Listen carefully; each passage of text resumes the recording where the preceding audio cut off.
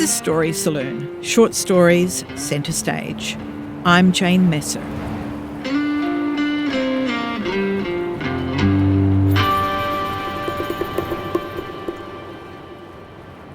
In this episode, we're going to hear the short story Ferocious Animals by Luke Johnson, read by Bayley Prendergast.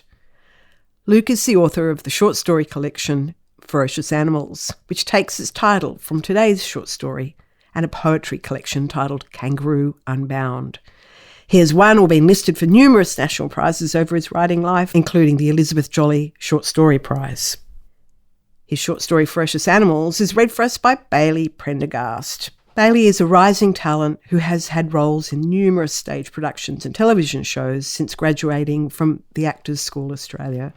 It was at the Old Fitz Theatre in Woolloomooloo that I first saw him on stage and knew he was going to be perfect for the reading of Luke Johnson's story. Ferocious Animals is a gripping, intimate story set in suburbia on a grand final day in 1989. It's about a father who should know better, a young son who idolises him until he doesn't, and a mother who exerts great power in the flinging of a worn slipper. Here is Bayley Prendergast reading Ferocious Animals by Luke Johnson. My dad woke me early to go downtown and buy streamers. It was 1989 and our team was in the grand final for the second year running. I was 8. The year before, we'd been in the grand final against the Bulldogs and had been beaten 24-12. It was a hard loss for a 7-year-old. This year, we were in the grand final against the Raiders. Now, I didn't think we could lose since in our house, the Raiders were made fun of for looking like Milo tins. Now, this was my mum's contribution to the footy, deciding what pantry items the team's jerseys most looked like. We were a traditional household in this way. And my dad and I started decorating as soon as we got home from the newsagents. I held the pre-torn pieces of sticky tape on the ends of my splayed fingers, while he wound crepe paper around the veranda posts and swigged from his beer bottle. There were 4 posts at the front of our house, and we moved from left to right, turning them into black and orange barber's poles as we went. Now, people beeped their car horns as they drove past, and somehow it was possible for my dad to tell whether they were supportive or non-supportive beeps. And for the supportive ones, he raised his bottle and swigged as if he were toasting the victory to come. Otherwise, he took a longer swig, wiped his lips with his forearm or the back of his hand and said something like, "We'll just see how many big shot horn blowers are left at full time." As we were finishing up at the last post, my mum came to the front door, as she was pregnant with my sister at the time and was wearing a pale blue shirt, pajama pants and slippers. Her hair was tied in a ponytail and the loose strands were tucked behind her ears. "Are the men ready for their breakfast yet?" She had spatter marks over the front of her shirt from the bacon fat, and her forearms were marked by little red splotches. "You bet your life they are," my dad told her. "Aren't we, Tiger?" I felt his hand come to rest on top of my head. "Breakfast of champions," he said, giving my hair a ruffle. "Isn't that right, Tiger?" I nodded, and I felt his hand slide down the back of my head past a spot where I'd had the number 13 shaved the day before. It was the number of my favourite player. And my dad had taken me to the barber specially, and against my mum's wishes, he'd gotten the barber to shave a figure 8 into his own head. His hand settled at the base of my neck, and he gave my shoulder a light squeeze. "Well, come on then," my mum said, "before the flies get in," and she held the screen door open for us. It was a warm morning, late in September. The ornamental plum trees along the footpath were just beginning to blossom, and the tin on the roof made a ticking sound as the sun heated it. And we just began moving toward the front door, my dad with his hand still at the base of my neck, when a yellow Falcon sedan slowed on the street directly out front. The driver pressed on his horn 5 short blasts, with the 6th flattening into a long dead note that must have lasted a good 4 or 5 seconds. All 3 of us turned. "Great. So now we have to put up with idiots like this all day, do we?" my mum said. I felt my dad's hand lift away from my neck, and when I looked up, he was sticking his middle finger up at the driver of the car. "Go on," he yelled. "Rack off back to Canberra, you parasite." "Rodney," my mum said, and the driver let out another blast as the car passed from the bottom of the driveway, this one even longer than the previous. "Ringworm," my dad yelled. He stumbled forward then, like he'd been shoved from behind by some drunk, invisible friend, and hurled his bottle in the direction of the car. And it sailed out from beneath the veranda with beer spiralling from the open top like petrol from a Molotov cocktail, and exploded on the road just behind the car. "Rodney? What the hell are you doing, Rodney?" my mum said. The car's brake lights came on. My dad didn't answer back. His nostrils were drawn together as if he was sucking in a great amount of oxygen. His blue eyes looked pale and hard. "Quick," my mum said. "Inside, now, before you really start something." But my dad wasn't having any of it. He stood his ground, the vein in the side of his neck bulging like a garden hose with a kink in it. The car's reverse lights came on. "David, over here, now," my mum said to me. "Quick, smart." I was standing next to my dad. He had his hands on his hips, and I put my hands on my hips too. We were both wearing our jerseys. We both had our favourite players' numbers shaved into the backs of our heads. On my bottom half, I was wearing the team shorts, black and orange, with a stripe down each leg. And my dad was wearing jeans and thongs. The other team wore white shorts with a yellow and blue stripe on each leg, and their jerseys were the colour of Milo tins, while ours were black and orange, the colour of Ferocious Animals. Neither my dad nor I moved. "David," my mum said again, "over here, right this minute."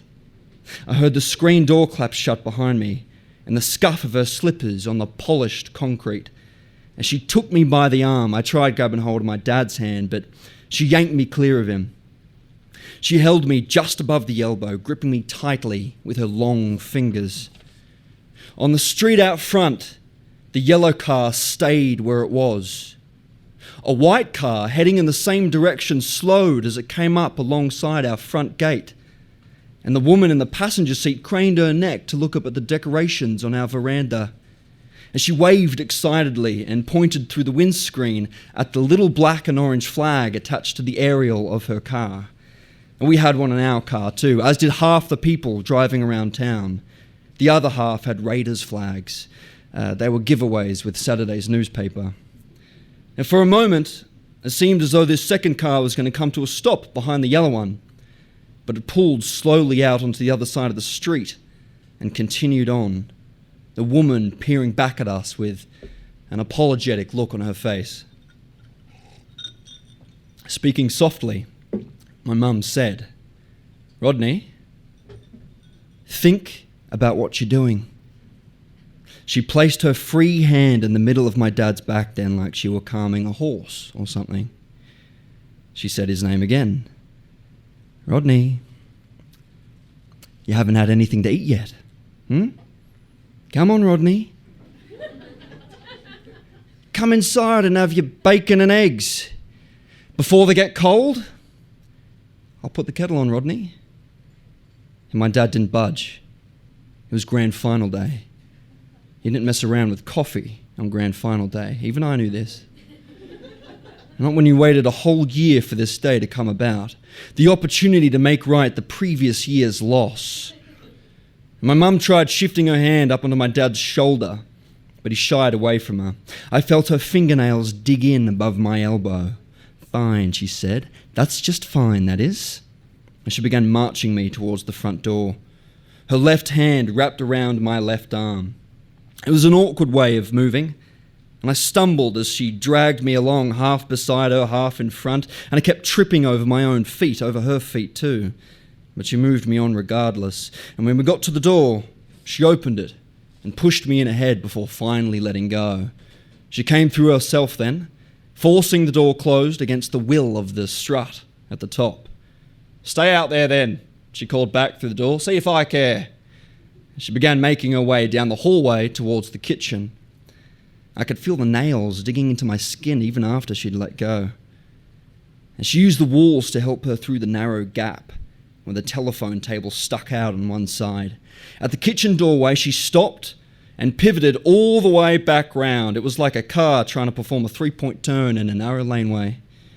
And when she was right around, she took her hand away from the wall and pointed her index finger at me. "And as for you, and that ridiculous haircut..." I didn't wait to hear what she had to say next. I grabbed the handle and pushed the door open to get back out there with my dad.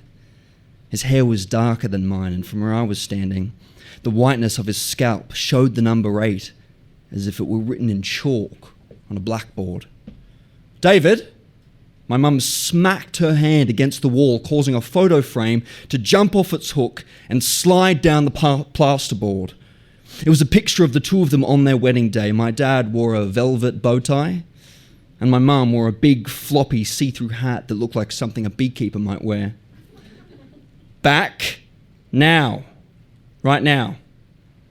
I waited for my dad to turn around and issue some overriding command like he'd done with the haircut, laughing about it with Maury the barber while my mum sat furiously in the seat by the door.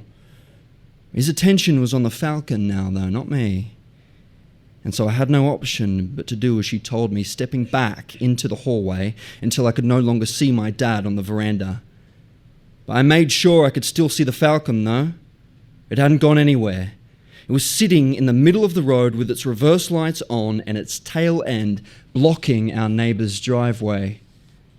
"Keep coming," my mum said, drawing me further back into the house. "Idiot wants to ruin grand final day for himself? Well, that's up to him. But he can do it by himself. Do you hear me?" She raised her voice. "I said you can do it by your bloody self." That's when he came into view again. He jumped down off the veranda and was making his way across the front yard, paying no attention to my mum whatsoever. His arms swung stiffly by his side, and when he reached the dirt path that ran from the centre of the veranda to the front gate, he lifted the gate's latch and went to step through. And my mum let out an incomprehensible scream, causing him to swing his head back over his shoulder. I don't know how much he could have seen, as it was very bright outside and I was standing in the darkened hallway behind the fly screen door.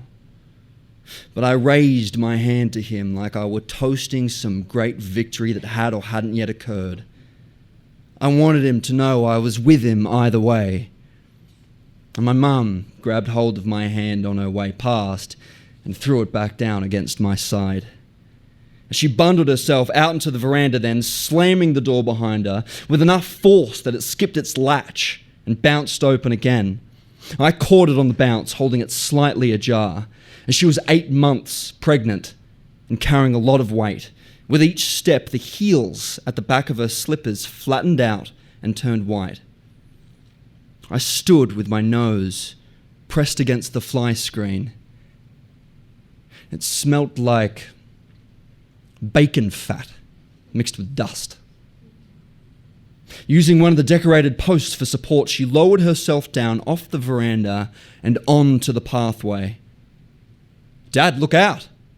I thought to yell, but when I opened my mouth, nothing came out.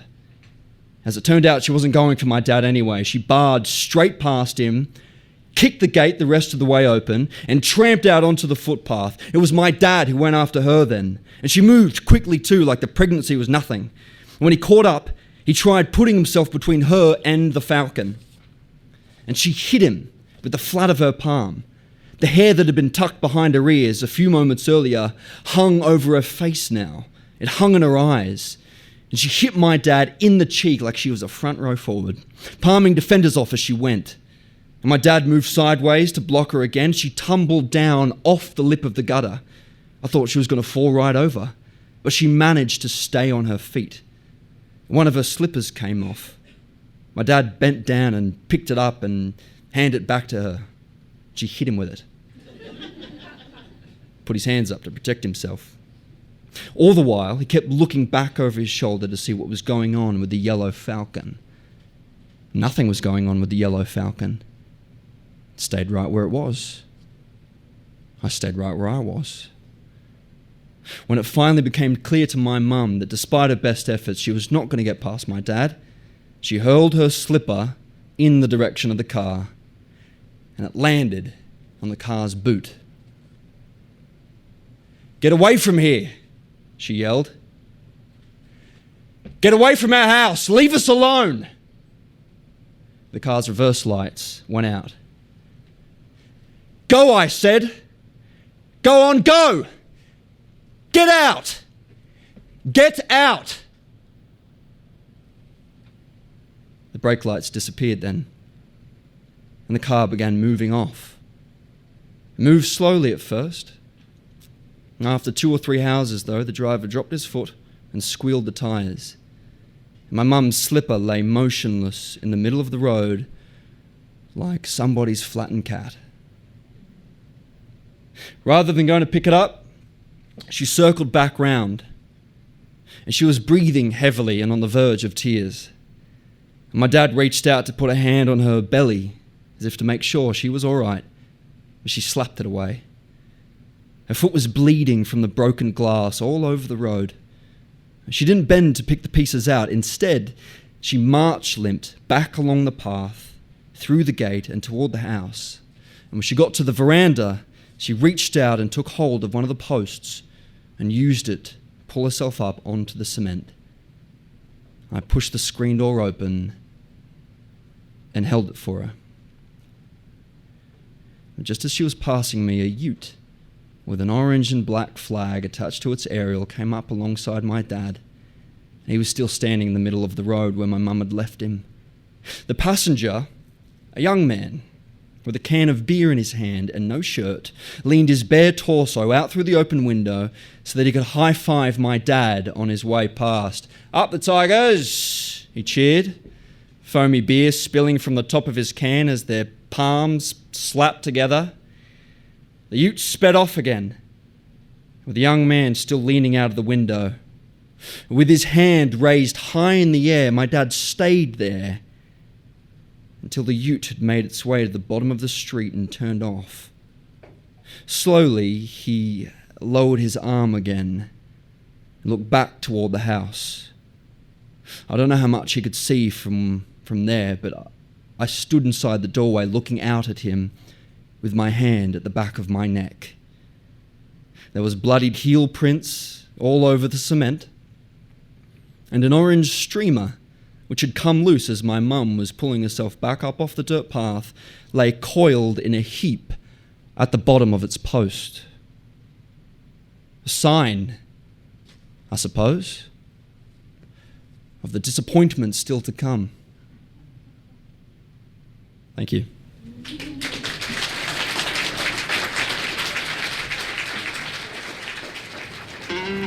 The live readings for Story Saloon at the Vanguard were recorded by Martin Gallagher. Your host has been Jane Messer. A big thanks to the whole Story Saloon team.